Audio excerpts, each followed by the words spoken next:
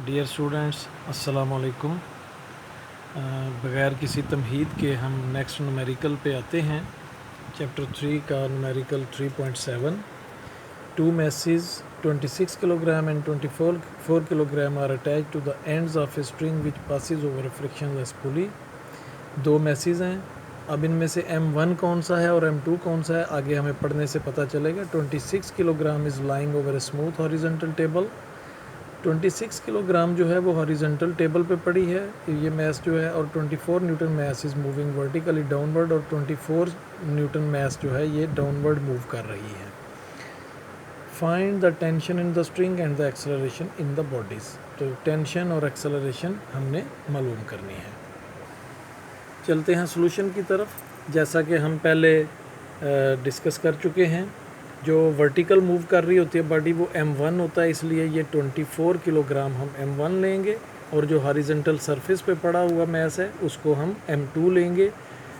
तो इसलिए हम लिखेंगे M1 is equal to 24 kg, M2 is equal to 26 kg, और इसके लिए हमें G की वैल्यू की भी ज़रूरत होगी, 10 मीटर पर सेकंड स्क्वायर। हमने फाइंड करना है टेंशन और एक्सेलरेशन।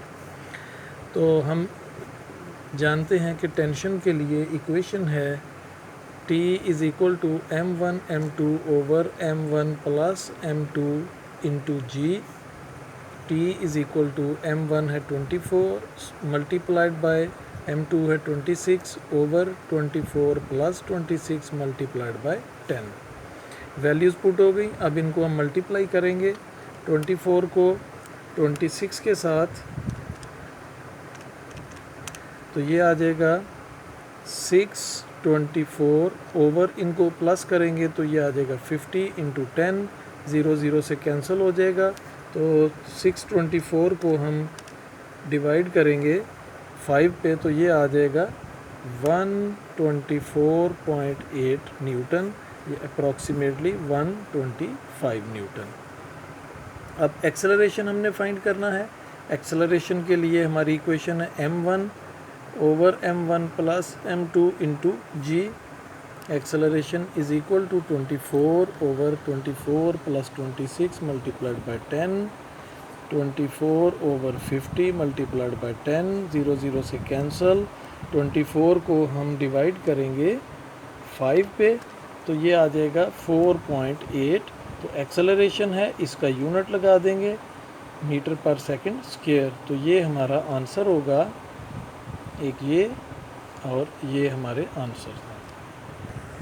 देखिए numerical 3.8। How much time is required to change 22 newton second momentum by a force of 20 newton.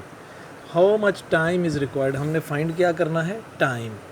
तो टाइम हमने फाइंड करना है, इसके आगे क्वेश्चन मार्क, आगे आता है change in momentum 22 newton second है। तो चेंज इन मोमेंटम हमें मालूम है, ये इसको हम Pf माइनस Pi से ज़ाहिर करते हैं, is equal to 22 newton second by a force of 20 Newton.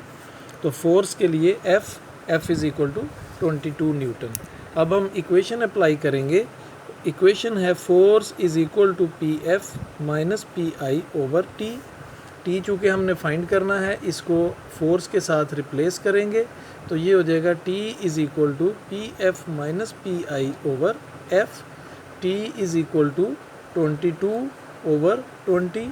T is equal to, इसको जब हम कैलकुलेट करेंगे 22 को डिवाइड करेंगे 20 से, तो 1.1 सेकेंड आ जाएगा। नेक्स्ट न्यूमेरिकल देखते हैं। How much is the force of friction between a wooden block of mass 5 kilogram and the horizontal marble floor.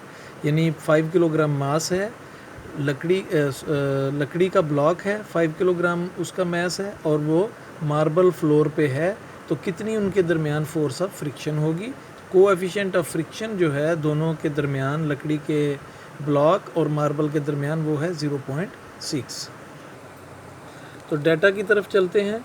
Force of friction हमने मालूम करनी है, मैस है 5 kg, और कोएफिशिएंट ऑफ फ्रिक्शन है 0.6। ये चूँकि एक रेशो होती है, इसका कोई यूनिट नहीं होता, तो इसके लिए हमें G की वैल्यू चाहिए 10 मीटर पर सेकंड स्क्वायर। हमारी इक्वेशन है Fs is equal to mu mg।